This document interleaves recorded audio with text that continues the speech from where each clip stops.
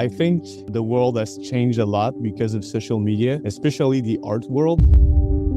Because if you were an artist 30 years ago and you wanted to promote your stuff, you had to do art galleries, art shows, pop-up shops, and get the word out there by having articles in newspapers or in magazines.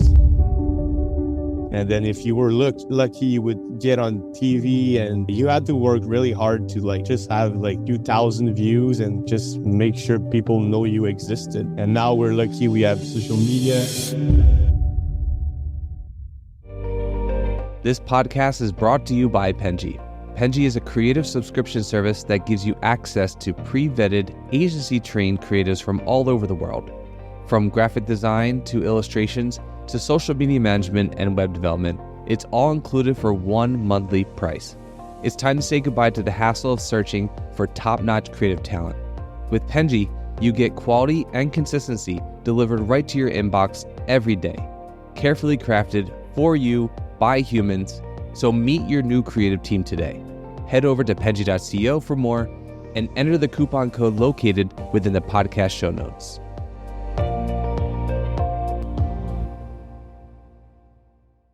Welcome to Hashtag Ad, a podcast by Penji, the podcast where we discuss everything influencer marketing. We'll talk tips to help assist you in your influencer journey and so much more. I'm your host for the day, Jonathan, and I'm one of the Penji's influencer coordinators. And I'm joined with a very special guest. His name is Matt Chesko. Matt, welcome. Thanks for having me. Absolutely, man. It's an honor to have you here. So before we begin, obviously, you're very popular in the painting artistry community, but would love to be able to just introduce yourself and tell us a little bit more about you to those who have no idea who you are. Sure. So I guess when people ask me what I do, I say I'm an artist who makes magical painting videos. So maybe you've seen my stuff on TikTok or YouTube, Instagram, or even Snapchat. I'm big on these platforms. So I make real paintings, and then I take my paintbrush and I hit the canvas to the sound of music, and then I spend lots of time editing the whole thing, and the result is really entertaining, and I'm really grateful for all the following and the views I get. But this is what I'm known for. Yeah, I mean, and your work is just absolutely stunning. And obviously people can go ahead and like and subscribe and learn a little bit more about, your work. But my wife is actually pregnant right now. And I made up this idea where I was like, we should name our child Lord Farquaad. Nice. I feel like that would be, I saw your video of you posting that. That was really awesome. Thank you. Yeah. Is it a serious consideration, or is it just... No, it's all a joke. Yeah, I'm sure. But that would be a great name. That kid would get bullied and punched from baby to, at least 22. Yeah, life on hard mode. 100%. 100%. So cool, man. So thank you for that. And obviously your work is stunning. So how did you begin all this? Why did you decide to why did you do this on social media? Sorry, why did I do this on social media? Yeah. Instead of of what, actually? That's a good point. I guess instead of, going into some, art expo of some sorts and doing it in front of a live audience, why did you turn to social media to do this? Yeah, well, I think the world has changed a lot because of social media, especially the art world. Because if you were an artist 30 years ago and you wanted to promote your stuff, you had to do art galleries, art shows, pop-up shops, and get the word out there by having articles in newspapers or in magazines. And then if you were lucky, you would get on TV, and you had to work really hard to just have 2,000 views and just make sure people know you existed. And now we're lucky we have social media. I mean, it's been around ever since I'm an adult, but for some people it's another world. Is something new for them. And when I started making art, I made my first post on social media about my art in 2019 in December. And so I made this painting I was proud of. It was a painting of Billie Eilish, and I wanted to promote it on my social media. And I was looking for a nice way to like make a video, something original that would make me stand out from the crowd. And then I got this idea of like waving my paintbrush at the canvas and having paint magically appear on the canvas. And then I spent like 2 weeks working on my first video. And then I posted it on my socials. I posted it on my Instagram. And I had like 200 followers back then. It was just my family members, a few friends, and maybe a few strangers. And then this one woman I didn't know, she reposted my video in her Instagram story. And she said something along the lines of like, I watched this 20 times. This is amazing. I've never seen anything like that. And like at this time, TikTok was just becoming like a world phenomenon. It was just getting started. And then I started like watching TikToks, and I started posting on TikTok as well. And that's when I discovered the power of social media. So within 6 months, I went from 0 to 500,000 followers on TikTok alone. And I got like maybe 30, 40,000 on Instagram. And then from there, everything just started exploding.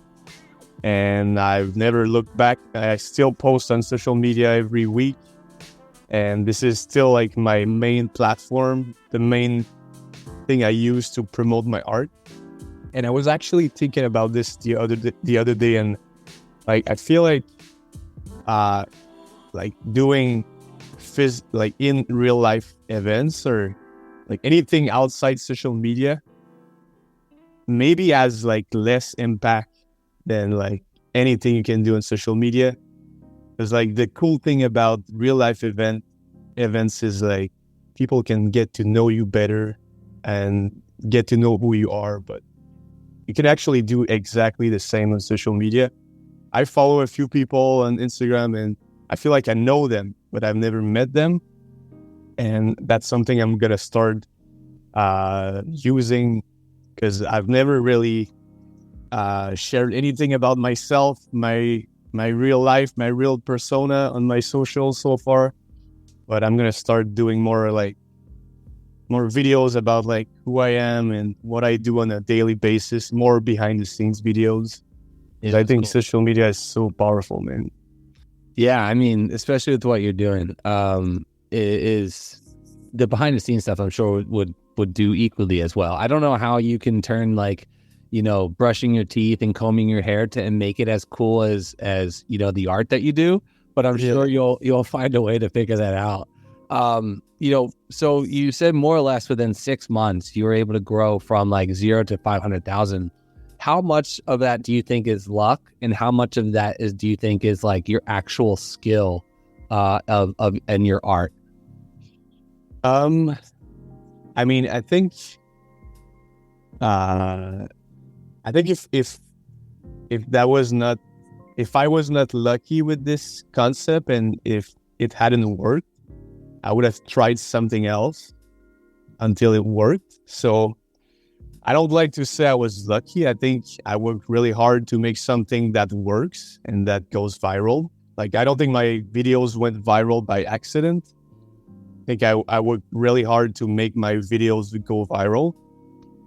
But for sure, I think I was really lucky in the sense that when I was just getting started as an artist, TikTok became a sensation at the same time.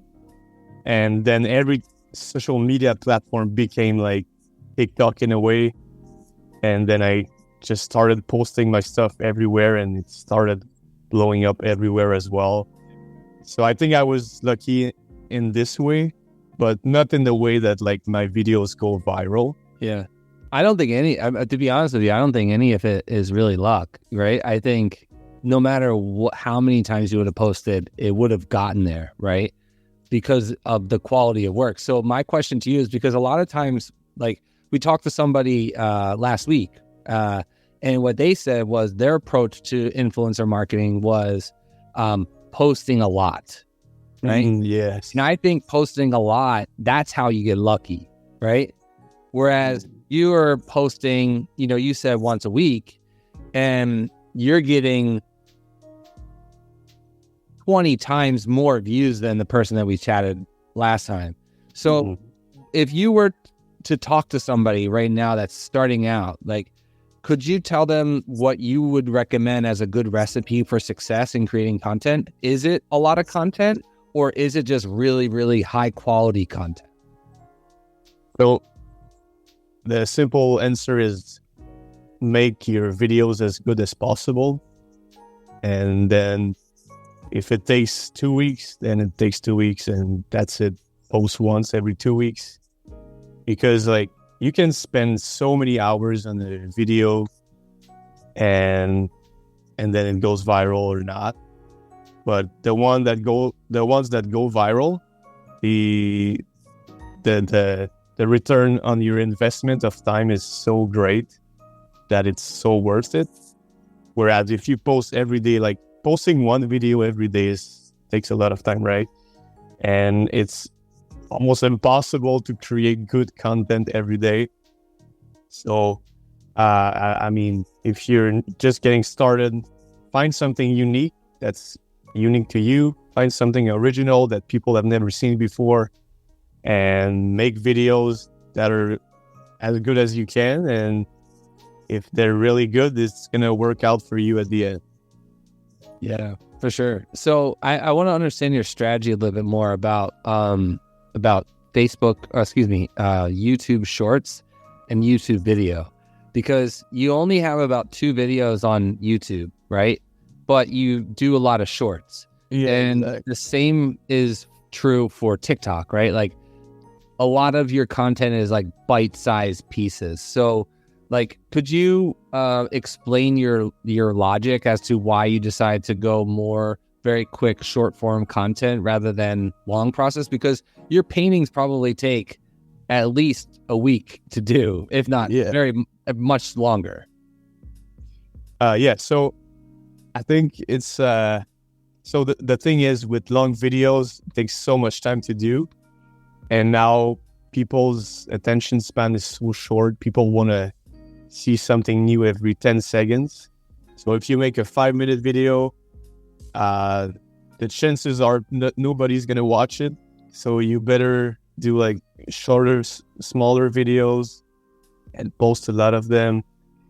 And also, like, I've seen a lot of YouTubers, especially, who used to make like long form content, and then when TikTok became a thing, they started getting so much less view. And I think this is because people just like I just said, people want to watch smaller videos now, shorter content, and they just want to, when they're bored, they just want to be able to pick up their phone and swipe through TikTok for like 5-10 minutes or 2 minutes when they're on the toilet or whatever they're doing. So they don't want to stop whatever they're doing to watch like a 10-minute video on YouTube. They just want to be entertained for a few seconds. So that's why I went this way. And the funny thing is, I've been doing like videos for 4 years and a half now. And I think I've only created, like, in terms of short videos, just like 30 minutes of content, aside from my 2 long YouTube videos. That's pretty funny.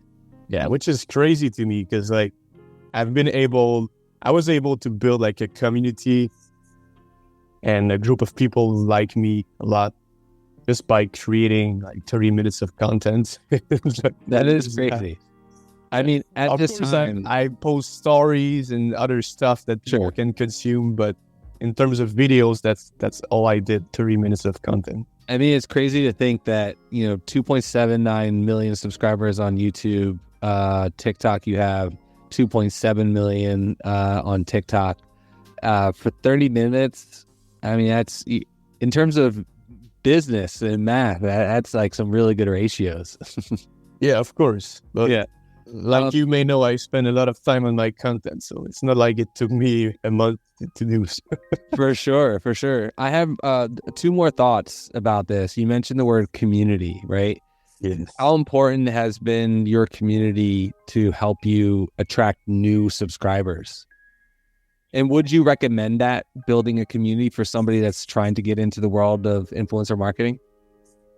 So I think the most valuable thing you can have as a influencer or talker or artist is a community, like people who like your stuff so bad that every time you post something, they go and like and comment. Every time you want to sell a new product, they go and buy it. And I think it's really hard to build a community with TikTok because like people don't really care about the content creators on there. They mostly just want to be entertained every 10 seconds. So unless you're really attractive, it's really hard to build like a really big following of people who really like who you are as a person. And so I think the best thing I did in the last 4 years and a half was building like a Discord channel and creating an NFT collection. I made like a collection of 10,000 NFTs. We sold out in 2 minutes in 2022. And from there, I built like a really big crowd of like followers, of fans that really like what I do. Like they want to buy everything I do. They go on my Discord almost every day. I interact with them almost every week. And my recent paintings that I sold were sold to these guys. So it's really nice to have a small community of people. And these people that I got from my NFTs and that are active on my Discord and X/Twitter are really good at like bringing new fans to me because they talk to me about other people they know.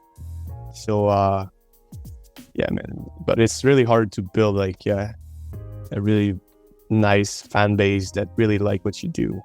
Would you recommend, if you were to do this all over again, would you recommend doing a Discord, or would you rather recommend doing it via email? Like That's what I do. Email list. I think the best answer would be do as many channels as you want, as you can. Because some people spend all day on Discord. They don't really care about emails. Whereas for some people, it's the opposite. So everybody has like this one app they use every day. Me, I personally try to use all of them. So I'm on Discord, LinkedIn, Twitter, Snapchat, YouTube, Facebook, name it. I'm all over the place. And if you're just getting started, I would recommend you post everywhere as well. And if you're doing like TikTok videos, especially, now we're lucky that we can just create a video for one platform and repost it on all the other platforms. And you don't even have to change like the format or the proportions or anything. Whereas like 5 years ago, you had to do like a different format for Facebook, and then YouTube was horizontal only, and then it was so hard. But now it's really cool that we can just post anything on every platform. Yeah. I'm curious from a time management standpoint, like, you know, if you're on Discord and all these other platforms, like how do you stay grounded, or do you not mind being on your phone all the time? I've spent a lot of time on my phone, but most people spend like, I think the average person spend like 6 hours on their phone. I probably spend about this much time on my phone, but I don't lose my time like watching TikToks or Reels or whatever. I just work because art is my job. Posting videos is my job. And I like to understand like what's going on in the world of social media. I feel like I know kind of what's going on, but I'm pretty sure I don't know anything about what's going on because it's so complex. But yeah, I mean, I like to be active a little bit everywhere. But How do you stay organized? For sure. Oh man, I don't really have like a schedule or something I do every like 3 p.m. I just go with the flow. Maybe I check my Instagram DMs too much, or I'm sure I do something that's too much that's not healthy, but that's another story. Yeah, it works, I guess. The one thing that I think is really interesting, and this will be like my last kind of point in conversation, is I think you do a really good job at not only the content piece, but also the selling piece, because you're like a product and an influencer, right?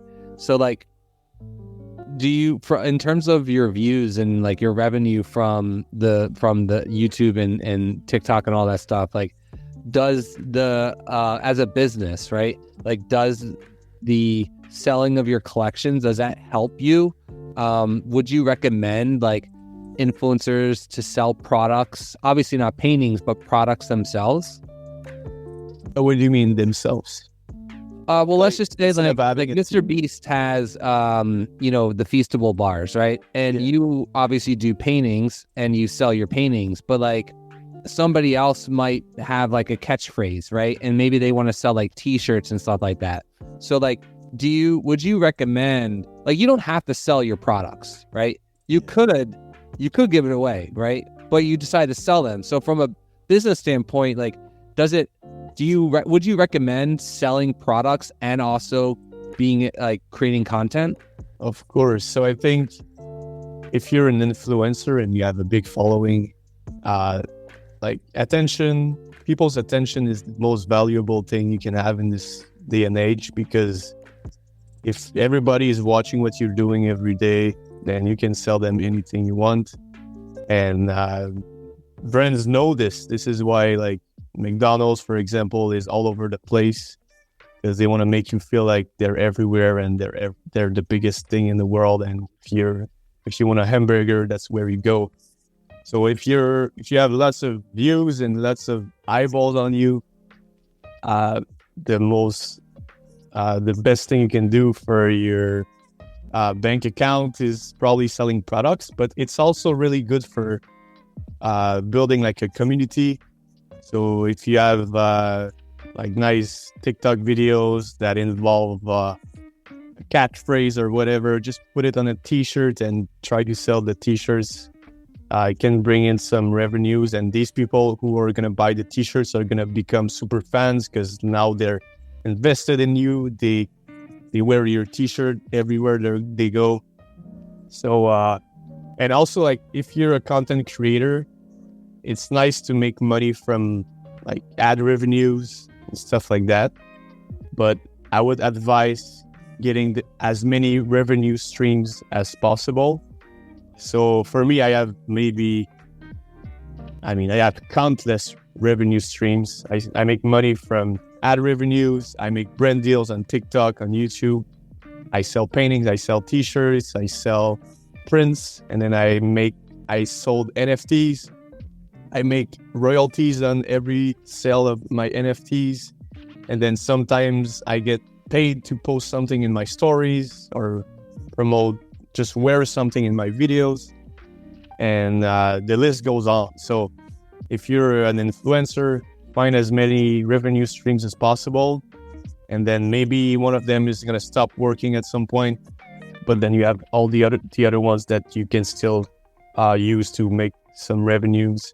And you never know what's going to happen. Maybe one is going to explode in a way. So I would advise having like as many revenue streams as possible. You never have too many revenue streams, I think. Yeah, I fully support that. If we could just choose outside of ad revenue, right? If you could just choose one, which one would you recommend to somebody starting out? I mean, if you're an artist, you should sell paintings, like one-of-ones. Because you can sell these for like lots of money, thousands of dollars.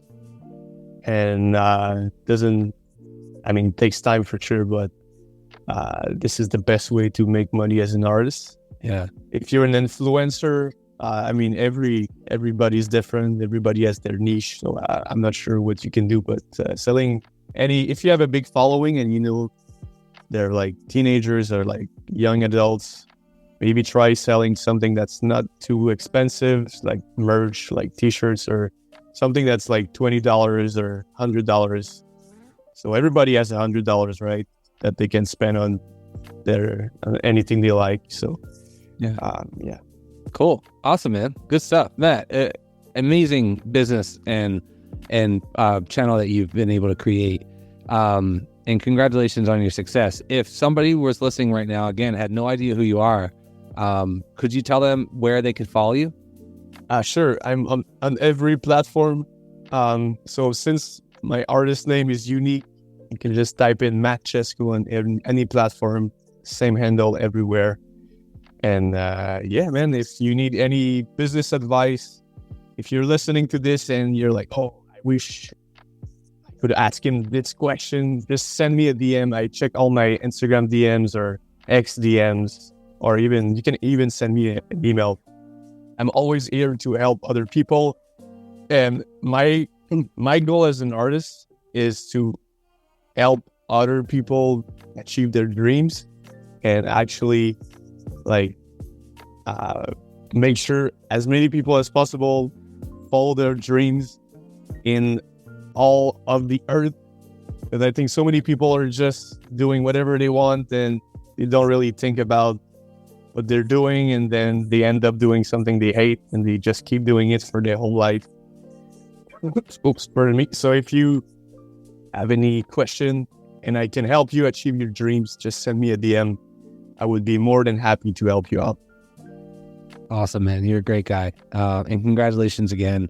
You could also head over to mattchesco.com and get some pretty unique, all the paintings that you see on social media, you can also buy too that are available. Matt, thanks again, man, for your time. Thanks, guys. Thanks for having me. You've been listening to First 100, brought to you by Penji. Check out the show notes to learn more about today's guest, and to learn more about Penji's creative subscription service, head over to penji.co. That's penji.co. Oh, and if you're still listening, it would mean the absolute world to us if you were to share this podcast with a friend, and of course, subscribe.